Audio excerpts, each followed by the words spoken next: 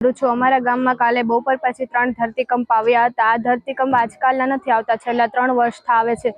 ધરતીકંપ આવવાના કારણે જમીન ધ્રુજી જાય છે અને કાંધી પરથી વાસણો નીચે પડી જાય છે, દિવાલમાં નાના મોટા તરડા પડી જાય છે અને ધરતીકંપના હિસાબે અમે ખૂબ જ ડરી ગયા છીએ। આજે જ હમણાં થોડી વાર પહેલાં સ્કૂલમાં પણ ધરતીકંપ આવ્યો। અમે સ્કૂલમાં અભ્યાસ શરૂ હતો ત્યારે ધરતીકંપ આવ્યો। આ ધરતીકંપના આજકા છેલ્લા 3 વર્ષથી આવે છે। અમે સ્કૂલમાં અભ્યાસ કરતા હોય કે ઘરે બેઠા હોય, આજકા આવે એટલે બધા બાળકો પણ ડરી જાય છે।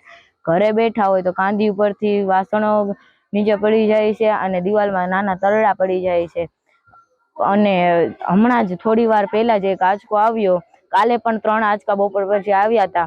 કાલે 6 આંચકા આવ્યા હતા આખો દિવસમાં, અને આજે અત્યાર સુધી 2 આંચકા તો આવી ગયા છે અને કાયમિક આવું ચાલુ જ રહે છે આંચકા આવવાનું। કેટલા વર્ષ? આ 3 વર્ષના એક ધાર આંચકા આવે છે।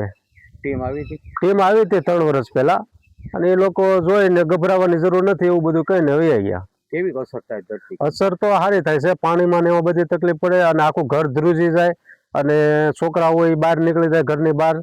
અમારું ગામ છે મિતિયાળા। 3 વર્ષથી ધરતીકંપના ઝટકા ચાલુ થયા છે, જેથી કરીને આખું ગામ બીયા કરે છે અને ઝટકા સતત આવ્યા રાખે છે।